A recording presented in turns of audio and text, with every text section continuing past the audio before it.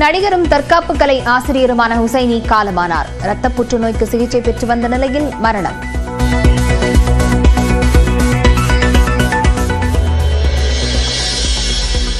திருப்பத்தூர் மாவட்டம் கோத்தக்கோட்டையில் அரசு பேருந்துக்கு பின்னாலேயே ஓடிய பள்ளி மாணவி. +2 பொதுத் தேர்வுக்கு நேரமான நிலையில் அரசு பேருந்து நிற்காமல் சென்ற அவலம்.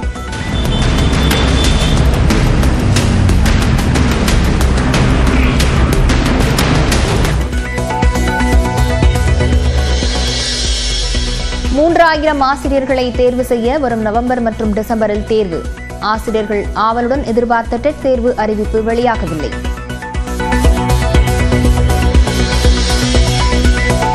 இன்றுடன் நிறைவு பெறுகிறது 12ஆம் வகுப்பு பொதுத் தேர்வு. மாணவர்கள் அமைதியாக கலைந்து செல்வதை உறுதி செய்ய காவலர்களை பணியமர்த்துமாறு சென்னை பள்ளிகளுக்கு அறிவுறுத்தல்.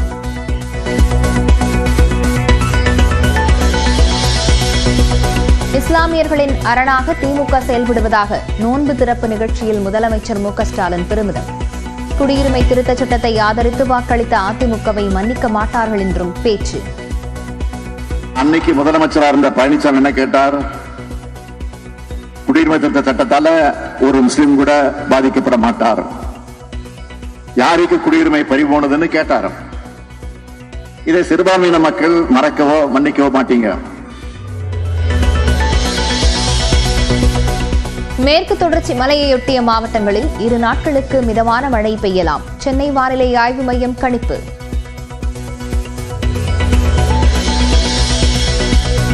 நாமக்கல் மாவட்டம் பரமத்திவேலூர் அருகே அக்னி மாரியம்மன் கோயிலில் தீமிதி திருவிழா. 1000க்கும் மேற்பட்ட ஆண்கள் தீமிதித்தும் பெண்கள் பூவாரி போட்டும் நேர்த்திக்கடன்.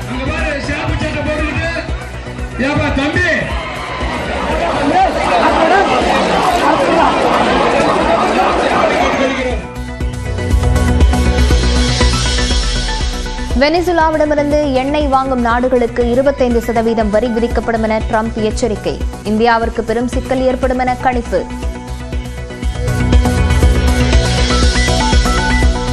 மும்பை தாராவியில் காரில் பற்றிய தீ பரவி விபத்து. லாரியில் இருந்த சிலிண்டர்கள் வெடித்து சிதறியதால் பதற்றம்.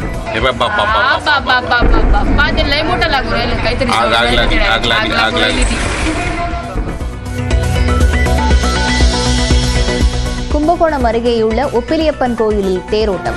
ஏராளமான பக்தர்கள் பங்கேற்று தரிசனம்.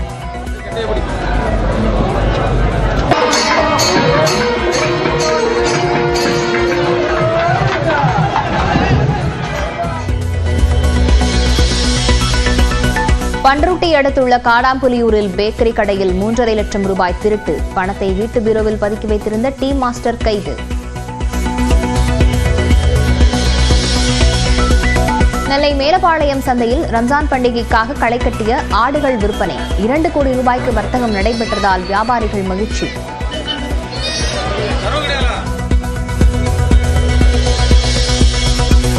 அரசு ஊழியர்கள் போராட்டங்களில் ஈடுபட விதிக்கப்பட்ட தடை நீட்டிப்பு.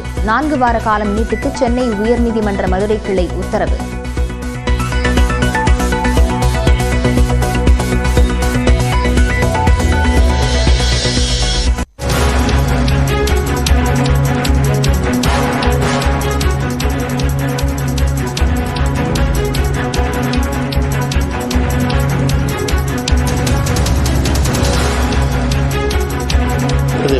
பதநீர் உருவாக்குவது ரைட்டு. ஆனால் பதநீரை அந்த காலத்திலேயே அப்பெல்லாம் புரோகிபிஷன் இருந்த காலம். அப்பயே அதை கல்லாக்கிட்டாங்க. அந்த மாதிரி இருந்த காலம் உண்டு. ஏன்னா நானே எங்கள் வீட்டில் தென்னை மரம் பனை மரம்லாம் வளர்த்துருந்தவன் நான். அந்த மாதிரி ஒரு காலம்லாம் உண்டு. இப்போ அதெல்லாம் இருக்கக்கூடாது. அந்த மாதிரி வேறு விதமாக அதை பதநீர் என்று சொல்லிவிட்டு பணங்களாக தென்னங்களாக மாற்றக்கூடாது என்ற அடிப்படையில் தான் அதையும் பதநீர் தொழில் பதநீர் மட்டும் இறக்குறவங்களுக்கு போலீஸ் எதுவும் கெடுபிடி இல்லாம இருக்குன்னு கேட்டு பதநீர் இறக்குறதுக்கே இப்போ பணம் கேட்டு உரிமையே கேட்கறாரு. உரிமையே இப்போ இல்லை. அது மாதிரி இது பண்ணக்கூடாதுங்கிற உரிமை கிடையாது. அதுதான் கேட்கறாரு. அதற்காக குறிப்பாக பனை மரத்தை பொறுத்தவரையில் பனைப்பொருட்கள் இணையதளங்கள் வாயிலாகவும் அதே போல் கைபேசி செயலி வாயிலாகவும் விற்பனை செய்யப்பட்டு வருகின்றது. பனைப்பொருள் தயாரிக்கிறதெல்லாம் பனையிலிருந்து கிடைக்கும் பொருட்களை கொண்டு பனந்தும்பு தூரிகைகள், பனை ஓலை விசிறிகள், பாய்கள், கூடைகள், பனைநார் பொருட்கள், மற்றும் பல்வேறு இயற்கை வண்ணம் பூசப்பட்ட மற்றும் வண்ணம் பூசப்படாத பனையோலை கைவினைப் பொருட்கள் இதெல்லாம் செய்யறதுக்கு தான் இப்போ அனுமதி கொடுத்துருக்குறாங்க. நீங்கள் சொன்ன மாதிரி பதநீரை பொறுத்தவரையில் அது நான் சொன்னதெல்லாம் யோசித்து பாருங்கள். அந்த மாதிரி அவங்களும் கேட்குறாங்க, எல்லா இடத்தையும் இருக்குது. முதலமைச்சர் அதையும் பரிசீலித்து வரும் காலங்களில் அது, ஏன்னா இப்போ நம்ம எல்லாமே கேட்குறோம், அதுவும் இதெல்லாம் இதையும் குறைக்கணுங்கிறோம் அதையும் குறைக்கணுங்கிறோம். அந்த மாதிரி குறைக்கணும்னு சொல்லும்போது இந்த மாதிரி பிரச்சனைகள் பல எழுவது உண்டு. அதையெல்லாம் கவனத்தில் கொண்டு முடிவு செய்யும்.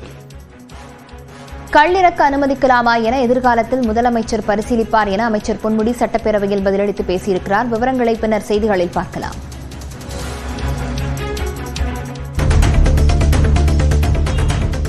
தென்காசி மாவட்டம் கடையநல்லூரில் இடிந்துவிடும் நிலையில் இருக்கும் அங்கன்வாடி மையத்தை காவல்துறையினர் முயற்சியால் புதுப்பிக்கப்பட்டுள்ளது. கடையநல்லூர் காவல் நிலைய காவலர்கள் முன்னிலையில் நடைபெற்ற திறப்பு விழாவில் அங்கன்வாடி மையத்திற்கு தேவையான பொருட்கள், புத்தகங்கள் உள்ளிட்டவற்றை சமூக ஆர்வலர்கள் மற்றும் பெற்றோர்கள் நன்கொடையாக வழங்கினர்.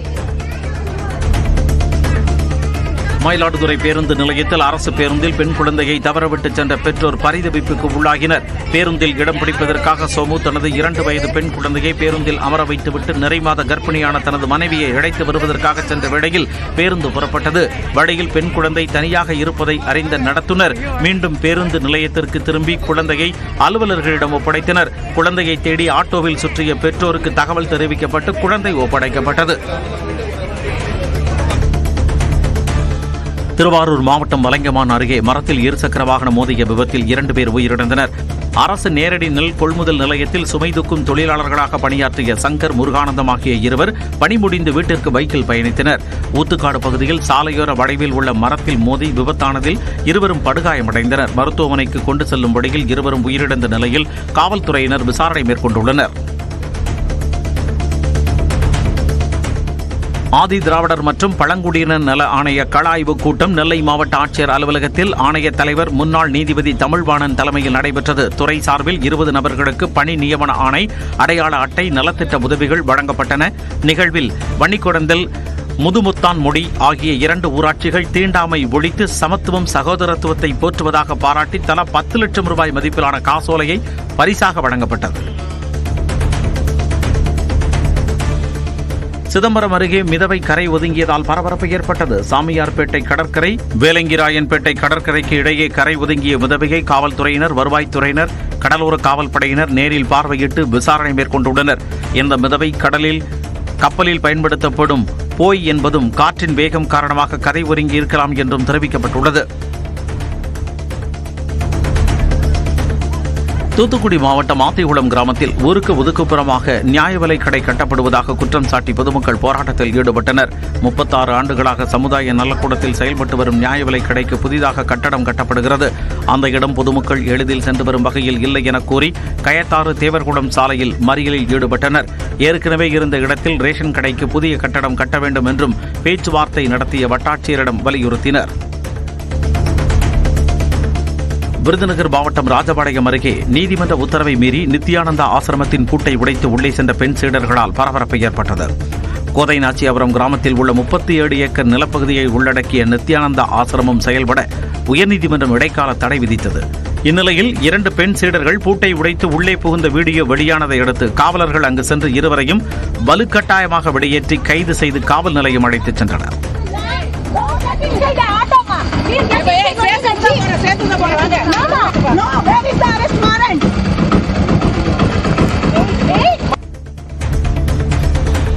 திருப்பத்தூர் மாவட்டம் வீட்டில் சார்ஜ் போடப்பட்டிருந்த எலக்ட்ரிக் பைக் தீப்பற்றி எரிந்ததால் பரபரப்பு ஏற்பட்டது. வாணியம்பாடி காஜா நகரில் வசிக்கும் ரியல் எஸ்டேட் தொழிலதிபர் ஷபீக் அகமது என்பவர் வீட்டில் மின்கசிவு காரணமாக சார்ஜரில் இருந்த எலக்ட்ரிக்கல் பைக்கில் தீப்பற்றி அதன் அருகே இருந்த மற்றொரு பைக்கில் தீப்பிடித்து எரிந்தது.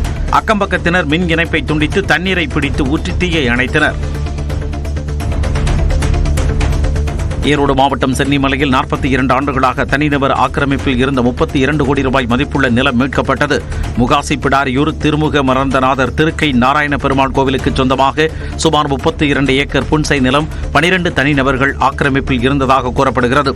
இந்நிலையில் நீதிமன்ற உத்தரவை அடுத்து காவல்துறையினர் பாதுகாப்புடன் 12 ஆக்கிரமிப்பாளர்களும் வெளியேற்றப்பட்டு நிலம் கோவில் சுவாதீனத்தில் கொண்டுவரப்பட்டு அறிவிப்பு பலகை வைக்கப்பட்டது. உளுந்தூர்பேட்டை சென்னை சாலையில் இருசக்கர வாகனத்தில் புகுந்த பாம்பை மீட்கும் நடவடிக்கையால் பரபரப்பு நிலவியது. ஜெய் ஸ்ரீராம் என்பவர் காய்கறி கடை அருகே வாகனத்தை நிறுத்திய போது பாம்பு நடமாட்டத்தை கண்டு தீயணைப்பு நிலையத்திற்கு தகவல் தெரிவித்தார். இதையடுத்து தீயணைப்பு மற்றும் மீட்புப் படையினர் அங்கு விரைந்து வாகனத்தின் பெட்ரோல் டேங்க் பகுதியில் பதுங்கியிருந்த 4 அடி பாம்பை பிடித்து காப்பு காட்டில் விட்டனர்.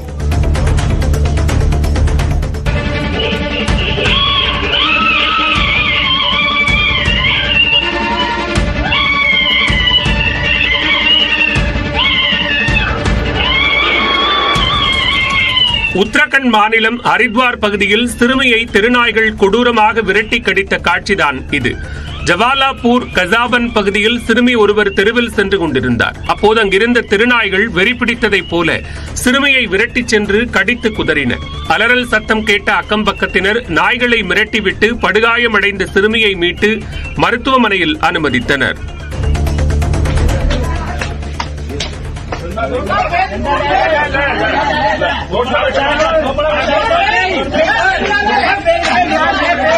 உத்தரப்பிரதேச மாநிலம் சாம்பல் பகுதியில் திருமணத்தை மீறிய உறவில் இருந்த பெண்ணையும் அவரது காதலனையும் ஊர் மக்கள் மத்தியில் குடும்பத்தார் வெளுத்தெடுத்த காட்சிதான் இது.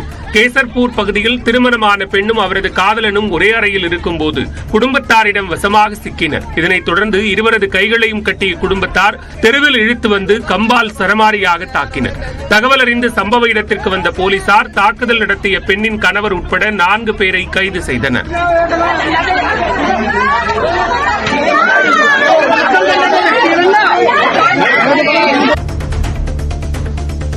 கள்ளக்குறிச்சி மாவட்டம் தியாகதுருகம் வனச்சரக அலுவலகத்தில் லஞ்ச ஒழிப்புத்துறையினர் மேற்கொண்ட சோதனையில் கணக்கில் வராத 3,10,000 ரூபாய் பணம் கைப்பற்றப்பட்டது. வன அலுவலர் செந்தில்குமார் குத்தகைதாரர்களிடம் லஞ்சம் கேட்பதாக எழுந்த புகாரை அடுத்து அவரது அலுவலகத்தில் லஞ்ச ஒழிப்புத்துறையினர் சோதனை மேற்கொண்டனர். நீலகிரி மாவட்டம் குன்னூர் மேட்டுப்பாளையம் மலைப்பாதையில் முகாமிட்டுள்ள யானைகளை தொந்தரவு செய்ய வேண்டாம் என வனத்துறையினர் அறிவுறுத்தியுள்ளனர். மேட்டுப்பாளையம் மலைப்பாதையில் KNR பகுதி ஆரம்ப சுகாதார நிலையம் அருகே குட்டியுடன் காட்டு யானைகள் முகாமிட்டுள்ள நிலையில் அவ்வழியாக செல்லும் வாகன ஓட்டிகள் ஆபத்தை உணராமல் யானைகளை வீடியோ எடுத்து வருகின்றனர்.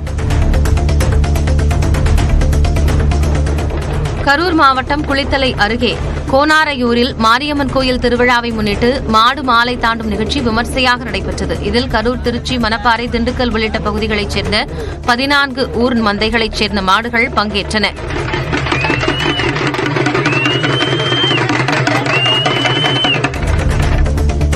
திருவாரூரில் வாரிசு சான்றிதழ் வழங்க லஞ்சம் வாங்கிய கிராம நிர்வாக அலுவலக உதவியாளருக்கு 3 ஆண்டுகள் சிறை தண்டனை விதித்து திருவாரூர் ஊழல் தடுப்பு நீதிமன்றம் உத்தரவிட்டது. அருள்தரன் என்பவரிடம் வாரிசு சான்றிதழ் வழங்க புலிவலம் கிராம நிர்வாக அலுவலரின் உதவியாளராக பணியாற்றி வந்த பழனிவேல் 2000 ரூபாய் லஞ்சம் பெற்றபோது கைது செய்யப்பட்டார். ஈரோடு மாவட்டம் நசியனூர் அருகே ஓடையில் சட்டவிரோதமாக கழிவுநீரை வெளியேற்றிய தொழிற்சாலையின் மின் இணைப்பை அதிகாரிகள் துண்டித்தனர்.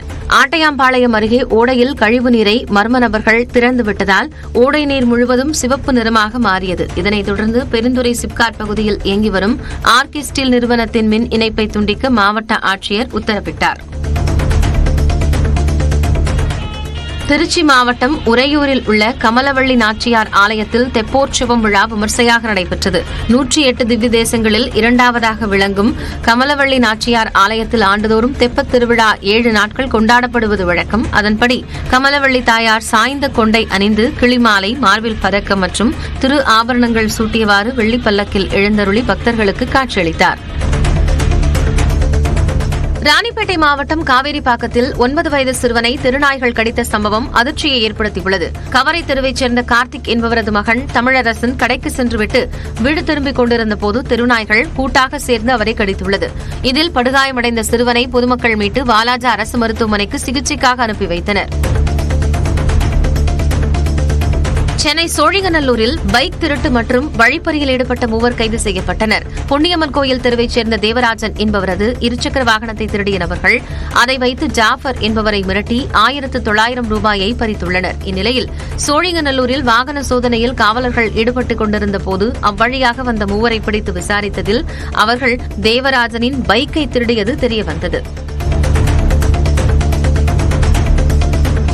கன்னியாகுமரியில் மாமியார் கொடுமைக்கு எதிராக உருவான இட்டகவேலி நீலகேசி அம்மன் கோயிலில் கமுகு எழுந்தருளுதல் விழா கோலாகலமாக நடைபெற்றது. இதில் தேர்ந்தெடுக்கப்பட்ட கமுகு மரத்தை வெட்டி மாமியார் மற்றும் மருமகள் தரப்பினர் இழுப்பதைப் போன்றும் அதில் மருமகள் வெற்றி பெற்றதைப் போன்றும் நிகழ்த்தப்பட்டது.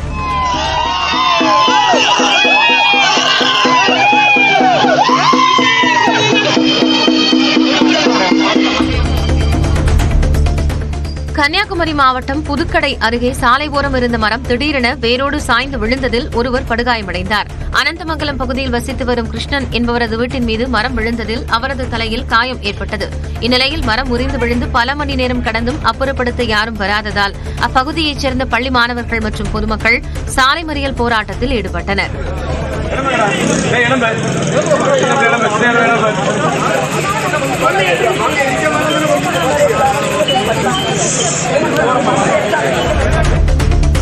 கோவை ரயில் நிலையத்தில் 62 கிலோ கஞ்சாவை கடத்தி வந்த 6 பேர் கைது செய்யப்பட்டனர். கோவை ரயில் நிலையத்தில் சந்தேகத்திற்கிடமாக நின்று கொண்டிருந்த 6 பேரின் உடைமைகளை ரயில்வே காவல்துறை மற்றும் போதைப்பொருள் தடுப்பு பிரிவினர் சோதனை செய்தனர். அப்போது 31 லட்சம் ரூபாய் மதிப்பிலான 62 கிலோ கஞ்சா இருப்பது தெரியவந்தது. இதையடுத்து கஞ்சா கடத்தி வந்த ஒடிஷா மாநிலத்தைச் சேர்ந்த 5 பெண்கள் உட்பட 6 பேர் கைது செய்யப்பட்டனர்.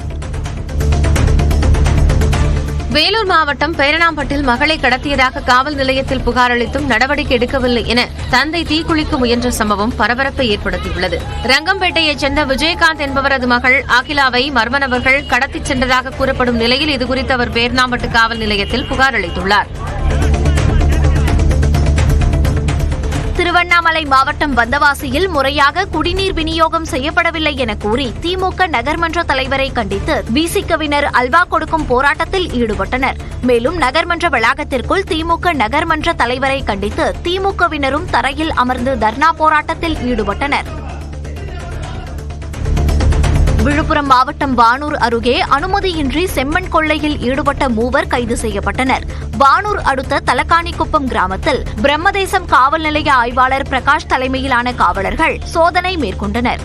அப்போது தனபால் என்பவரின் இடத்தில் மண் அள்ளும் இயந்திரம் மற்றும் 2 லாரிகள் செம்மண் கொள்ளையில் ஈடுபட்டது தெரியவந்தது. இதையடுத்து முத்துக்குமார், ராமச்சந்திரன், சிவா ஆகிய 3 கைது செய்யப்பட்டனர்.